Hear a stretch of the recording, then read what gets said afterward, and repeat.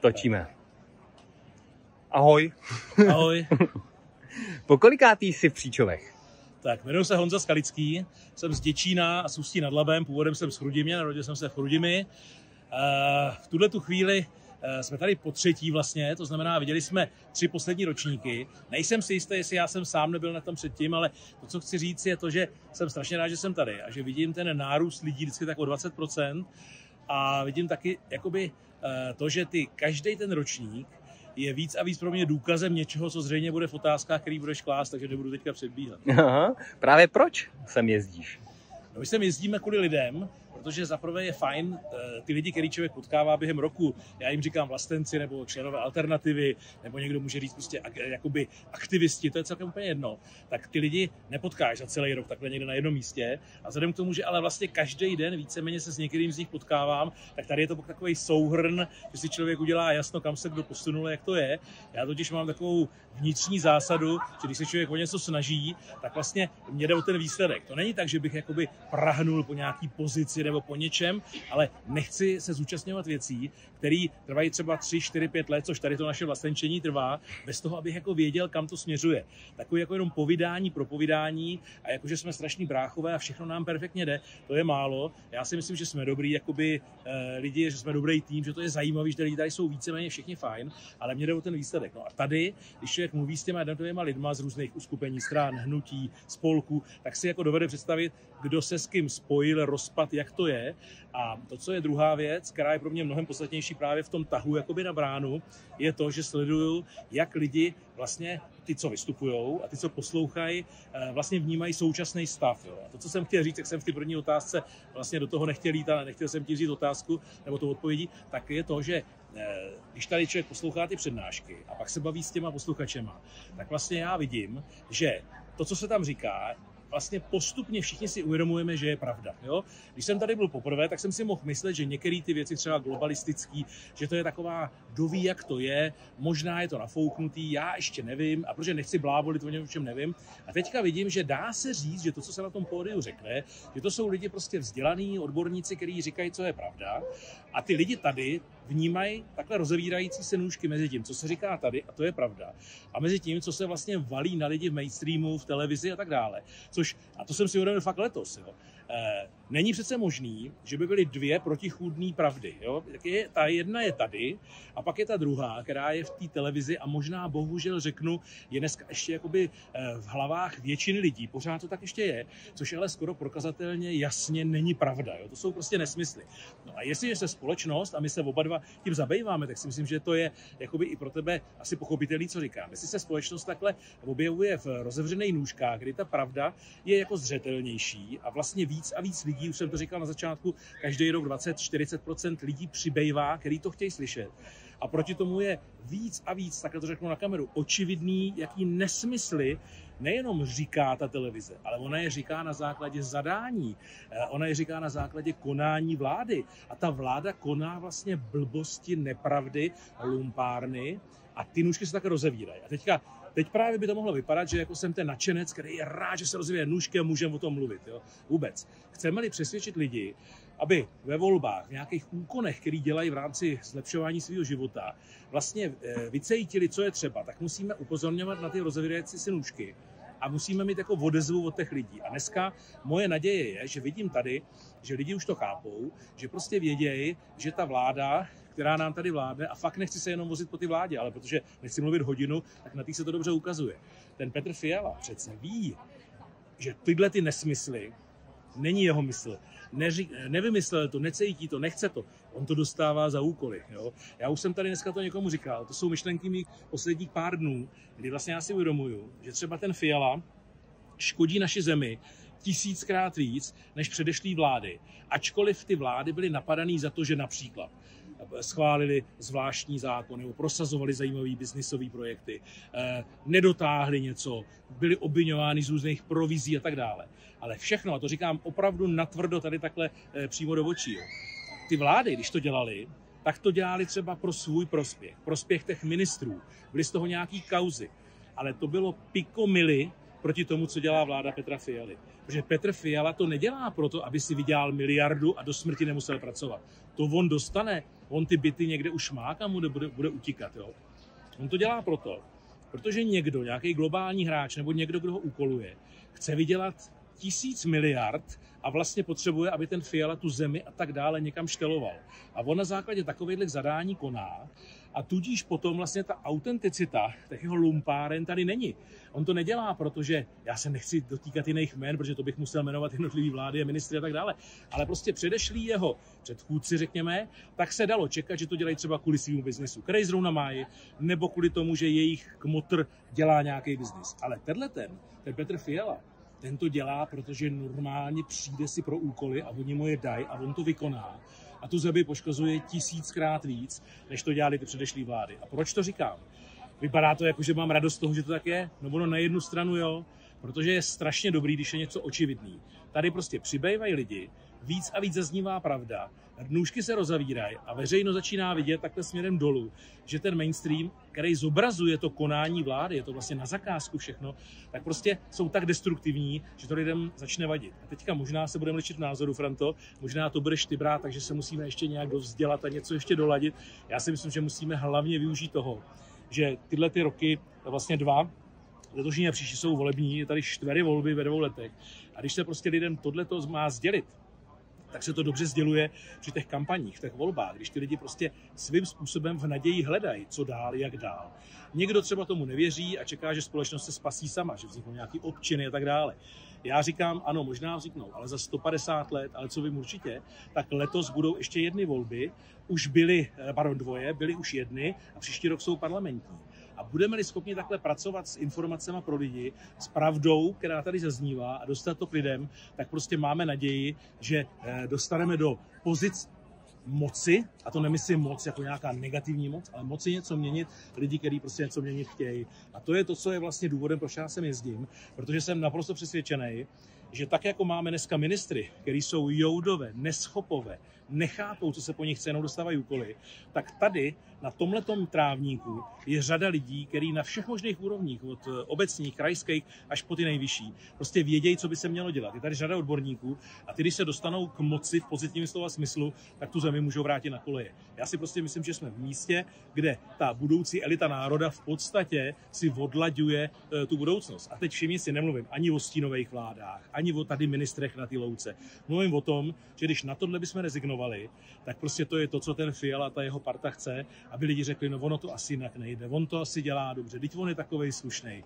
Není slušnej, na kameru řeknu, Petr Fiala a jeho vláda tím, co dělají, projevují naprostou míru neslušnosti, arogance, hulváctví, lumpismu a je potřeba se jich zbavit. No a jak to udělat jinak než ve volbách, a proto si myslím, že je dobře, že lidi, kteří do toho můžou promluvit, tak se tady scházejí. To byla taková stručná odpověď. Si nakousnul hodně komplexní téma, nevadí, určitě v budoucnu někdy rozebereme, pokračujeme v otázkách. Navštěvuješ i jiné vlastenecké akce? Jasně. Například, musím to říct úplně natvrdo, já jsem za posledních 3/4 roku navštívil 120 vlasteneckých akcí tím, že jsme v rámci evropských voleb, kdy já jsem z 8. místa věděl, že nebudu do Evropského parlamentu zvolen, ale prostě beru to tak, že komunikace s lidmi ve volbách je ta přirozená. Ty lidi prostě přijdou, chtějí vidět, kdo kandiduje a tak dále. No jestliže na náměstí máš 200 lidí, tak je to vlastně vlastenecká akce. Jo? Ty lidi prostě přijdou, aby si s tebou promluvili, a pak tam jsou třeba lidi, kteří jsou proti tobě a ty do nich šijou. Takže je to nějaký takový happening, řekněme. Takže to je jeden typ akcí. No jinak navštěvujeme například naše vlastní akce, protože pořádám v Ústí nad Labem debaty, který jsem nazval Prolomení neudržitelného nerozvoje podle Jana Skalického, kam mě chodí třeba taky 100-200 lidí do tého spot a potom to vysílá většinou Petr Bureš TV nebo Raptor, třeba s 50 000 shlédnutíma, čili to je vlastně vlastenecké šíření informací, takže máme i vlastní akce.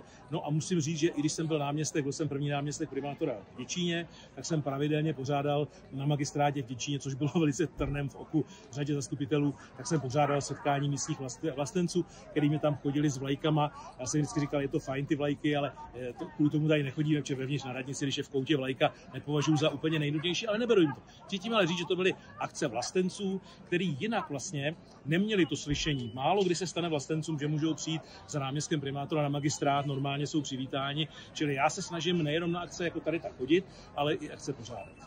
Super. A jak hodnotíš vlastně Příčovy v kontextu těch vlasteneckých akcích? Já si myslím, že, a je to teďka možná tvrdý hodnocení, který řeknu, Příčovy jsou první, Alice, paní doktorka, která je pořádá, že jo, Tomková, tak je dáma, která prostě to udělala z vlastního srdce a udělala to včas. Pozvala jsem, na to já mám docela ostrý názor, jo. Pozvala jsem zajímavý organizátor, ne ani řečníky, o řečníky nejde, ty se můžou vyměnit, že jo, můžou být jiný a tak dále, ale jde o to, kdo jsou ty, kteří to pomáhali organizovat, že jo, jako je Petr Hampl třeba a tak, jo. Je to určitá intelektuální jakoby vrstva lidí, nechci říkat elita, ale prostě vrstva lidí, kteří byli schopní tomu dát určité jakoby štafáž, nějakou kulturu a tudíž si na to lidi zvykli a když sem jedou, tak vědějí, co můžou čekat různý bloky zajímavých řečníků. Jo. Říkám to protože takovýhle podobné setkání se konají v různých místech. Jo. Víme, že třeba v Kounicích, jo, majitel zámku takovýhle koná a tak dále. A já musím říct, že pokud ta otázka byla myšlena jakoby tvrdě, ostře, jak to vidím v tom kontextu, tak já si myslím, že prostě řada z těch lidí se možná snaží napodobovat, nechci nikoho naštvat, jo, jakoby napodobovat nebo dělat něco podobného. A mně se zdá, že prostě tím, jak to bylo tady nastavený, tak to zatím výraznou konkurenci nemá. Jo. A proto já bych třeba si dovolil doporučit těm, kteří dělají podobné akce, aby je zkusili vymyslet jinak, aby se to jakoby nesnažilo si konkurovat, ale aby to mělo jiný ten. Takže to je z mýho pohledu jako význam toho Příčov a pak druhý význam Příčov je, že oni jsou vlastně, když máme jakoby republiku, tak jsou v podstatě v centru republiky, čili sem dojedou lidi, my tady potkáváme pravidelně lidi z Ostravy, že jo, nebo prostě ze Slezska, jsou tady lidi opravdu z celé republiky a to taky málo kde je. Já když udělám akci v Děčíně, tak opravdu pro ty Moraváky je to strašná dálka, když to sem se všichni za ty 2 hodiny sjedem, takže Příčovy jsou prostě výjimeční a jsou fajn. Skvělý. A slyšel jsi někdy o Příčovech názor, že někteří lidé sem nechtějí jezdit, protože po těch letech už jim to přijde jako žvanírna bez výsledku? Já jsem ten názor slyšel. Musím říct, že jsem se i zamýšlel nad tím, když jsem se sem zase znova se svojí ženou chystal, jestli to jako bude něco pro nás novýho. A uvědomil jsem si, že ačkoliv to někdy, protože teďka možná to ukážu na příkladu třeba těch demonstrací, které jsme spolu organizovali v roce 22, že jo, v září 3. a 28.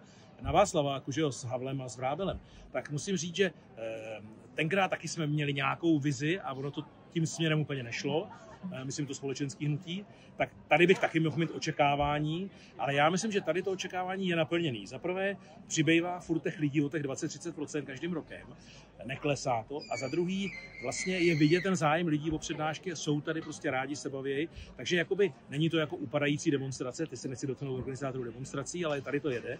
Ale druhá věc je, a já to vidím sám na sobě, já třeba letos, teď se přiznám, a není to hezký, co řeknu, jo, já jsem letos vlastně ucelenou přednášku neslyšel ani jednu, protože jak sem člověk přijde a jak už tady většinu lidí zná, já řeknu takový bonmot, já si uvědomuji, že vlastenců je v České republice tak 1,5 milionu přibližně, jo, a to už se za chvilku budeme znát, jo. To znamená, tady člověk přijde a osloví ho v 1 vteřině 20 lidí. Takže než někam dojde, tak promluví s tolika lidma, že vlastně větší hodnota toho je už dneska, jak jsem řekl, vidět ty jednotlivý známí, kamarády, podívat se, jak pracují, kam se dostali a tak dále. Čili jestli to je žvanina nebo není, pro mě nemá už jakoby ta otázka žádný zásadní význam, protože čekat tady od toho, že tady se vytvoří nějaký jako finální produkt, to není. Určitě, a o tom jsem přesvědčený, z Příšov prostě lidi odjíždějí s naplánovanýma schůzkama, kde pak můžou něco doladit. Jo.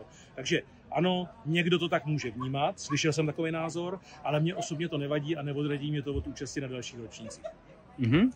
Ty jsi právě krásně zmínil, napadá mě doplňující otázka, vlastně nesnažit se konkurovat, ale vymyslet nějaký jiný formát, což tadyhle s tím by se možná i nějakým způsobem mohlo doplňovat, ano. Protože samozřejmě v jedné akci nejde naplnit veškerý cíle, takže jak jsi zmínil, tadyhle, co by se dalo vylepšit, nechceš to ještě nějak shrnout, co tě napadá? Můžu. Tady, jako já bych postupoval takhle. Jak jsem postupoval, když jsem se rozhodl, že budu dělat debaty v Ústí nad Labem, jo?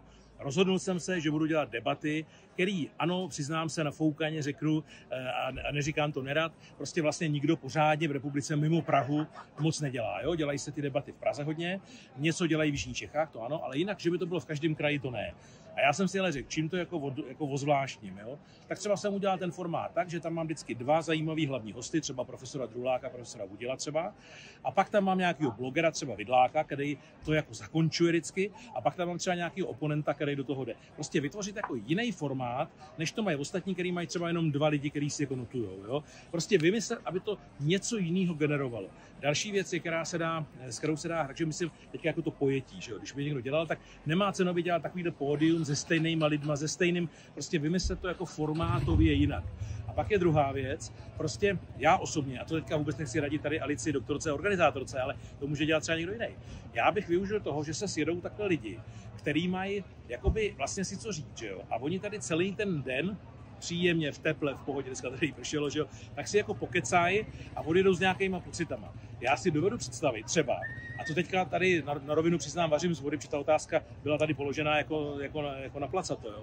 Já bych si dovedl představit, že by třeba se vyhlásilo jakoby několik, třeba 3 otázky roku, otázky témata, jak na to byste lidi postupovali, a že by se třeba udělalo to, že by lidi, to je dneska přece úplná maličkost, v nějaký aplikaci tady během toho dne odpověděli třeba 3 odpovědi, jak by řešili nějaký společenský problém. Třeba, jo? A už by se stalo, že by se lidi třeba potom v loučkách o tom poradili a vytvořili by debatu o nějakým tématu.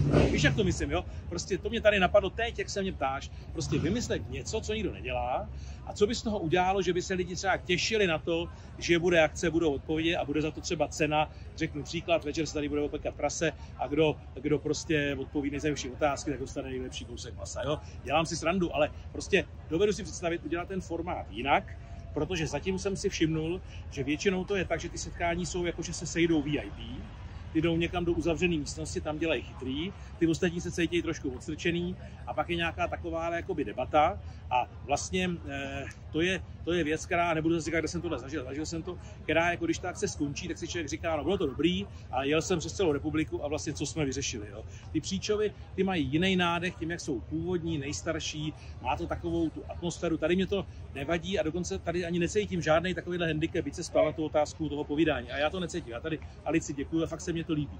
Ale prostě dovedu si představit, že když bych jako měl takovýhle areál, chtěl bych dělat podobnou věc, takže první, co bych dělal, že bych vymyslel jiný formát a pak nějaký takovýhle fóry s cílem, že akce má za úkol odpovědět na tyto 3 otázky a s těma budeme dál pracovat třeba. Nebo bych dal, třeba teďka mě napadá poslední věc, lidi koukají na podcasty. Tak nejenom, že by tady natáčeli ty televize, jako je Raptor TV, Budeš TV, ty lidi, který stejně lidi znají, ale třeba bych udělal, že bych do podcastu vzal lidi, kteří ještě nikdy v podcastu nebyli. Jo, rozumíš mě, jo? Prostě není problém vymyslet nové věci, který by ty lidi vtáhli do děje. Třeba by nějaký talentovaný borec, který se do dneška nezmohl v pozitivním slova smyslu na nic jiného, než že sledoval něco, by se najednou našel v tom, že by uměl třeba šířit informace, dostat se k lidem, mohl by točit svůj podcast. Jo? Prostě takhle nějak pracovat, protože já tím to už zakončím. Co je hlavní problém? Otočím otázku. Co je hlavní problém v současnosti? Aby jsme ty myšlenky, informace dostali k lidem, aby jsme je dostali pod kůži, aby lidi věděli, teď se vracím k ty první otázce, jak se takhle rozevírají ty nůžky, v čem je problém a co se dá zlepšit. A hledat tu cestu v dnešní době podcastů, sociálních sítí a tak dále je mnoho variant. Jo? A mně se zdá v tomhle ohledu, že jsme trošku ustrnuli a teďka fakt dobrým rejknu i do tebe, Franto, jo. Pamatujeme, jsme se potkali před nějakýma 2 rokama, bavili jsme se o potřebě jednoho nějakého jakoby národního mediálního domu pro vlastence, že jo. Možná jste pokročili, jo. Já nerejpu do tebe, jako mně se líbí tvoje snahy, aktivity, já jsem moc rád, že to děláš, jo. Ale pořád, jako já nevidím, že bychom za ty 2-3 roky třeba v této oblasti uspokojivě pokryli ty potřeby vlastně vlasteneckých jakoby posluchačů, jo. Tak by se mně líbilo, kdyby se tyhle akce i využívaly k tomu, že by se hledaly formy, jak rozšířit to množství lidí, který přes různý podcasty a tak dále šíří informace. Já jsem z těch pódií, těch 120 měst, kde jsme byli, během evropské kampaně, tak jsem ty lidi žádal o 3 věci. Jo. Aby přišli k volbám, normálně projevili svoji vůli. Volili volitelný, který můžou někam se posunout. A 3, aby se stali naším mediálním domem. Jo. Aby ty lidi šířili každý k dalším 3, 5, 10 lidem věci, které si myslejí a jenom jsou naštvaný, tak aby je jakoby šířili.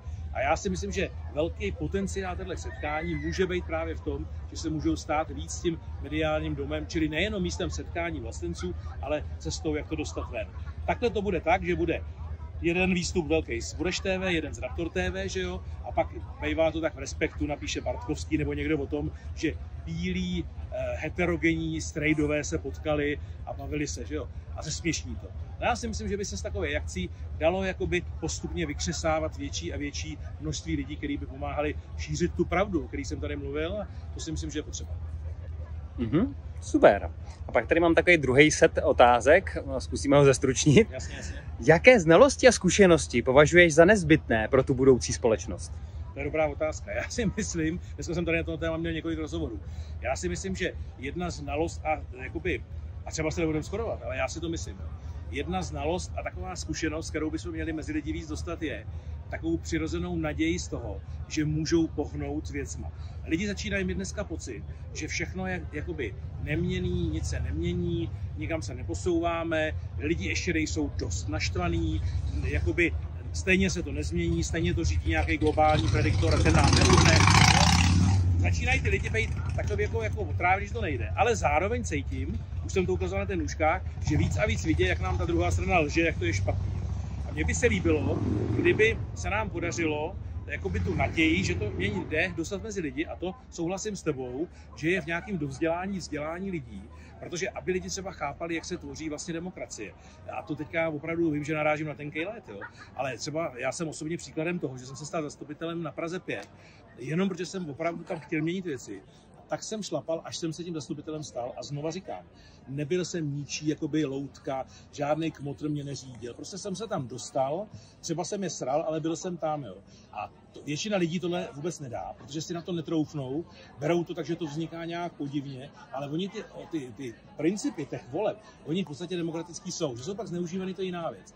Ale kdyby lidi věděli, že to jde a víc na to tlačili, tak by podle mě jsme měli víc lidí s normálníma myšlenkama, otevřeným srdcem a myslí, jo, by jsme měli v těch pozicích, zejména třeba těch obecních a krajských. Takže já bych dbal na to, aby lidi více studovali, nechci říkat politologii, jo, ale aby vnímali, že politika je věc normální, není to věc žádná mega špinavá, je to špinavý jako jakýkoliv jiný podnikání nebo umění nebo něco, všude jsou nějaké tlaky, umělci se perou, že jo, to je normální. Ale je to prostě normální činnost a mimochodem řeknu už jednou věc, ale řeknu ji. Prostě proč já myslím, že je nutná politika? Protože kdyby jsme neměli politiku, tak bychom byli zavřený v kopkách a mučírnách, protože vždycky bychom někomu vadili a kdyby ten měl neomezenou moc, tak by nás tam prostě zavřel. Ale ta politika a média kolem toho, ať jsou jaký jsou, tak přeci jenom udržujou ty meze, že nás nikdo do kopek nezavírá. Jo? A to je prostě podle mě pravda tohle. A proto já si myslím, že, ať už to zkrátím, že vlastně kdyby si lidi uvědomili, že nejenom, že je ta politika a že je ta svoboda a že jsou ty volby v tomhle ohledu, a teď nemluvím o omezení svobody korespondenční volbou, to by bylo nadlouho, ale v principu, že to jde se ucházet o nějakou sílu a moc, tak vlastně a vliv, tak si myslím, že to je zrovna vzdělání, které by ty lidi měli mít. Pokud se ptáš na nějaké takovéto vzdělání, jakoby vůbec principy řízení společnosti, a často jsme se i my dva spolu bavili, že jo, o jazycích, o lingvistice, vlastně úpadku lingvistiky a tak dále, to už je samozřejmě pro většinu lidí docela jakoby složitý téma, ne ani tak složitý pochopení, ale oni ho neřeší, ani oni ho nevědějí. To určitě taky a může to pomáhat jakoby k cizelování kvality společnosti, ale for je v tom, že kdyby se lidi víc zajímali o politiku a o tyhle věci, tak by tuto touhu, ty další věci umět a doučit se je třeba získali. Ale bohužel ty lidi končí u toho, že tam se stejně nedostanu, tam mě nepustějí, to stejně neovlivním, tudíž nemají tu vůli se ani dovzdělávat. Tak já myslím, že přes tu politiku je to můj názor, aby se prostě dali lidi dostat ke vzdělání. Právě musíme jít vlastně příkladem a proto se tě zeptám na komentář ke znalostem koncepce společné bezpečnosti. To jsi mě dostal. Koncepce společné bezpečnosti, já ti to vrátím. Ty jsi mě k tomu podklady poslal včera, že jo? Já jsem do noci dělal na kampani při kandidu na senátora v Litoměřicích a teď jsme celý dopoledne jeli sem, takže já o tom nic nevím a nebudu se do tohoto pouštět. Musím taky ukázat, že na některou otázku prostě neumím odpovědět, nebudu to řešit. Skvělý, to je právě potřeba, když něco nevíme, tak nezdržovat a dejt prostor těm, který vědějí. Nebudu tady vařit z vody. Až to budu umět, tak uvidíš. Skvělý. A pak další podobná, magistr Kozák a jeho gnoze, znalosti předků. Magistr Kozák a jeho gnoze jsem od tebe slyšel poprvé včera.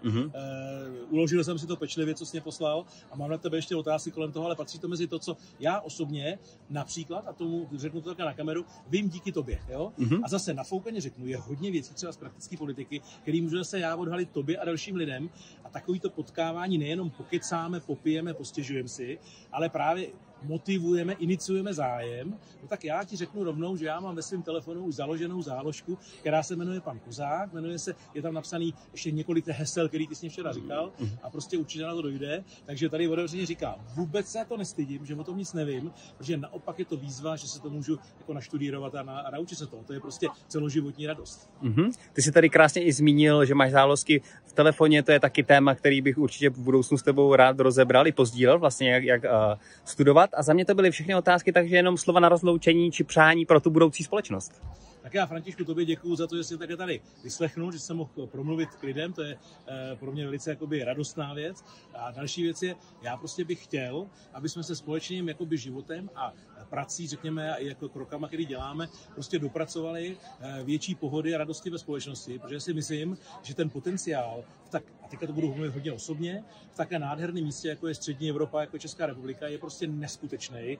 Potenciál v českých lidech a v té pohodě, jaký máme prostě lidi dneska kolem sebe, je obrovský. A to, že lidi jsou jako v depresích a uvadají, je prostě ne, že škoda, to je špatný slovo, je to jako promarněná příležitost. Takže já bych to řekl krátce jednou větou. Já bych chtěl, aby jsme prolamovali neudržitelný rozvoj v České republice, aby jsme prostě otupovali ty hrany, které nám bránějí v té hrdosti a v tom rozvoji vlastně schopnosti toho našeho národa, protože ty jsou obrovský. A úplně na závěr věta, tam, kde by nám to už někdo mohl vzít, jako to třeba vzali Němcům a jako to vzali jiným státům, kde jim prostě uprchlická krize vlastně bere už potenciál toho jejich národa nebo toho jejich, bych řekl, občiny, jako jo, velký, tak my máme to štěstí, že možná díky socialismu, možná díky tomu, že jsme v tomhle byli takový ostražitější, nás tady vlastně nikdo neočesal a já ten potenciál vidím od těch 90. let pořád jako plus minus stejný. Jo. A to, že nám neschopní vlády berou jednotlivý rezorty, obory, a můžu mít třeba za vodní cesty a za vodní dopravu, kdy ministr Kupka je vlastizrádce, který rušením územních rezerv vodního koridoru Dunaj-Labe udělal obrovský škody tomuto státu. Jo? Ale pořád se to dá vracet, pořád se s tím dá něco dělat. Čili my jsme ještě nepřišli o ty lidi, mozky, know-how, nepřišli jsme o ten potenciál, ale, a to je to, o čem celou dobu mluvím, mohlo by se nám stát, že bychom vlastně s novýma generacema přišli o tu chuť a vůli toho využít a mohli bychom se jako vzdát, že jsme nějaký takový šedivý, hnědej evropský pseudonárod, který nemá na nic moc nárok. A my máme sakra nárok být znova kovárna Evropy, asi už ne tak jako za Rakousko a Jorska, ale jakoby v tom pohledu vyšší vzdělanost, větší výkon ekonomiky, prostě být úspěšný a tudíž být potom jakoby v pohodě, protože my umíme nejenom vyrábět, vymýšlet a tak dále, umíme taky cestovat hodně, jsme takový otevřený národ, můžeme být prostě hrozně šťastný národ na nejkrásnějším místě na planetě. A já bych chtěl přispět k tomu, aby jsme tu příležitost nepromarnili a vrátili Českou republiku na koleje. To je všechno. Tak děkuju moc. Já děkuju, díky tobě.